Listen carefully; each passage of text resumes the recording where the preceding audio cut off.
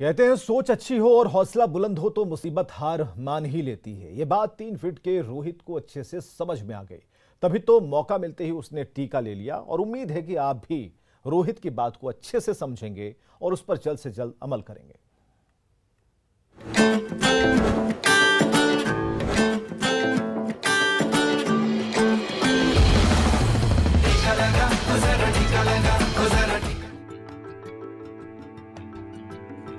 समझदारी हो या कामयाबी, ये इंसान के कद की मोहताज नहीं होती। और इसका सटीक उदाहरण है उज्जैन के रहने वाले 30 साल के दिव्यांग रोहित। रोहित का कद महज 3 फीट है, लेकिन इनमें समझदारी के सारे गुण हैं। रोहित भी अपने परिवार को लेकर उतने ही फिक्रमंद रहते हैं जितने आप या हम। इसलिए इन्होंने बिना वक्त गंवाए कोविड के खतरे से खुद को और परिवार को बचाने के लिए टीका ले लिया।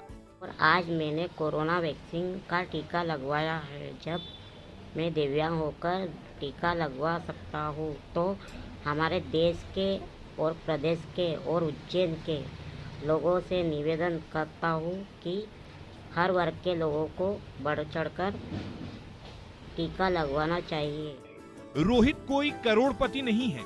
इनकी आय का जरिया बस यही दुकान ही है जो लॉकडाउन के दौरान काफी दिनों तक बंद ही रही। लेकिन इन्होंने ये बात अच्छे से समझ लिया कि बिना वैक्सीन लिए वो कोविड के खतरे से आजाद ही नहीं हो सकते। फिर दुकानदारी क्या खाक ही करेंगे। टीका है संजीवनी, लगवाया क्या? जाहिर है रोहित ये बात समझते हैं कि जिंदगी अनमोल है और आज की तारीख में बिना वैक्सीन लिए अपनी और अपनों की जान की हिफाजत नहीं की जा सकती। उम्मीद है आप भी रोहित के समझदारी के कायल बनेंगे और वैक्सीन लेकर अपने और अपनों के प्रति जवाबदेही निभाएंगे। Bureau report, news 18 network, Ujjain.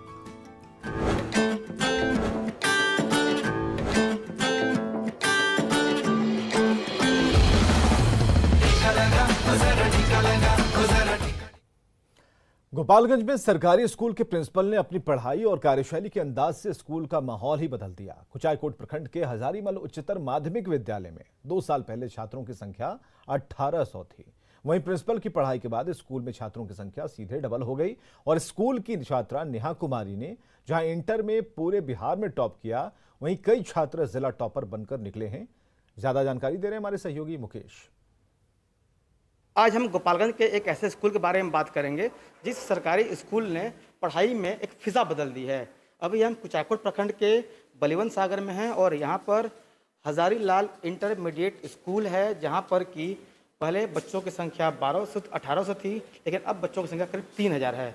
अभी हम स्कूल के कमरे में हैं और देखेंगे यहाँ पर क्लासेस चल रहा है। और जो स्कूल के जो प्रिंसिपल हैं संजय कुमार, बताया जाता है कि उनके कार्यकाल में बच्चों की पढ़ाई इस कदर बेहतर हुई कि यहाँ के जो बच्चे हैं वो लगातार जो बिहार में मैट्रिक की परीक्षा होती है, इंटरमीडिएट परीक्षा होती है, वो टॉप कर रहे हैं।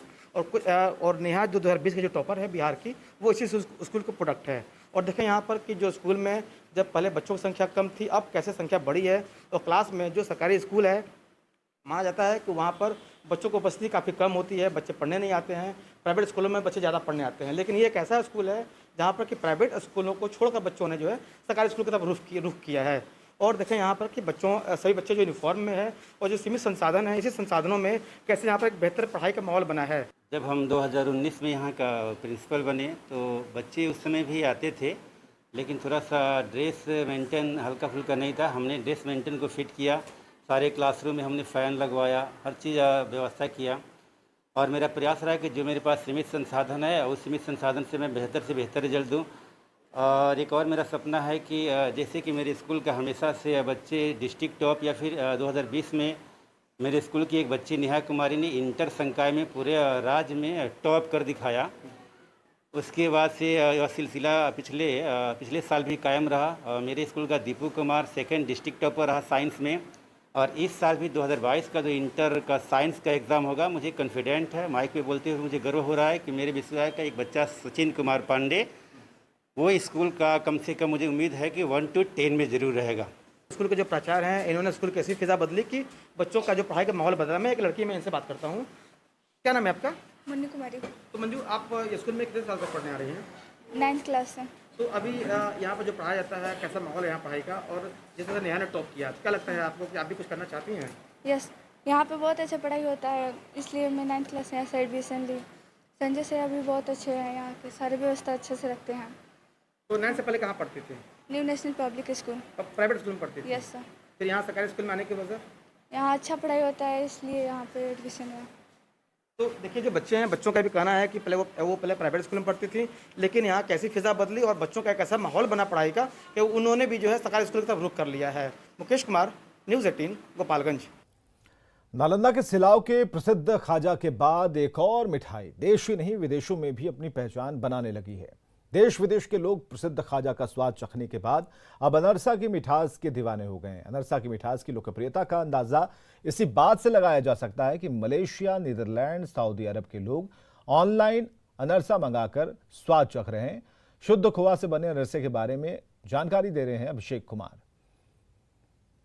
मौजूद है सिलाव, जहां यहाँ के खाजा काफ़ी प्रसिद्ध है और देश ही नहीं दुनिया भर के लोग यहाँ के खाजा का स्वाद चखते हैं। लेकिन अब अनारसा का भी स्वाद लोग चखने लगे हैं।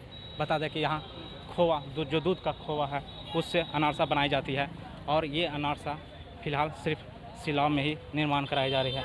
और सबसे बड़ी बात है कि जो दूध के खोआ से जो अनारसा का निर्माण कराया जा रहा है, एक तरह से कहा जाए तो अपने आप में अनूठा है और लोग रोचक भी हो रहे हैं कि आखिर खोवा से कैसे अनारसा का निर्माण कराया जाता है। देख सकते हैं किस तरह से जो है अनारसा ये तैयार कर दी गई है। खोवा से और तिल लगाकर जो है एक तरह से अनारसा का बनाया जा रहा है। यहाँ पर देख सकते हैं जो घी है, घी में तला जा रहा है इस अनारसा को। और यहाँ पर ये बता दें कि जो ये अनारसा है ये पूरी तरह से तैयार हो गई है और ये अनारसा अब विदेशों तक पहुँचे, क्योंकि देश के लोग तो स्वाद चख ही रहे हैं। फ़िलहाल मलेशिया, दुबई, नीदरलैंड के लोग इस अनारसा को डिमांड कर चुके हैं और ऑनलाइन डिमांड की जा रही है, जिससे यहाँ की खासियत एक अलग पहचान फिर से बन गई है। यहाँ पर जानते हैं, ये जो कारीगर हैं उनसे ही जानते हैं कि किस तरह से निर्माण कराते हैं। ये बताइए कि यहाँ पर किस तरह से खोवा का अनारसा का निर्माण करा रहे हैं? जी, ये प्योर देख रहे हैं आप हमारे हाथ में, ये आपका प्योर खोवा है, इसमें कोई मिक्सिंग नहीं है। इसमें सिर्फ मिलाए हैं हम गड़ी मिलाए हैं और इलायची मिलाए हैं। इसको खूब बढ़िया से इसको भूंजे हैं ताकि स्वाद फर्स्ट क्लास आ सके। इसके बाद इसको हम तिल में इसको लोइया बना के साटते हैं। उसके बाद वहाँ पे पीढ़ा पर रख के और वो घी में उसको हम फ्राई करते हैं और इसी द्वारा हमने ऑनलाइन सप्लाई करते हैं। जी, अनरसा खोवा का अनरसा बनता है और इसमें तेल में साटा जाता है और नारियल पड़ता है और इलायची पड़ता है। उसको फिर ठोकते हैं, ठोक कर शुद्ध घी में छानते हैं। खोआ का अनरसा का हम लोग निर्माण कर रहे हैं और ऑर्डर भी ऑनलाइन ऑर्डर आ रहा है, पूरे वर्ल्ड का भी ऑर्डर आ रहा है और जहाँ जहाँ जा रहा है फीडबैक बहुत बढ़िया दे रहा है। अभी तक कहाँ से?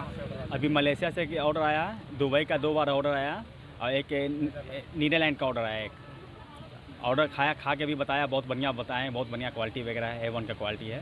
पूर्व में तो खाजा तो यहाँ प्रसिद्ध था ही, लेकिन अब अनरसा भी हम चाह रहे हैं कि उसको हर जगह खिला के उसको हर फेमस करना चाह रहे हैं। तो इसको भी चाह रहे हैं कि GI टैग इसको भी मिल जाए। अब देश के साथ साथ पूरे विदेश के लोग भी जो है यहाँ खोवा का अनरसा बनाए जाते हैं उसका स्वाद ले सकेंगे।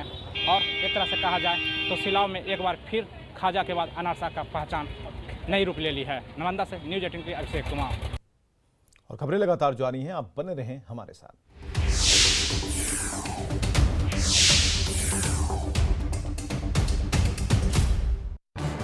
इस न्यूज हेडलाइंस के प्रायोजक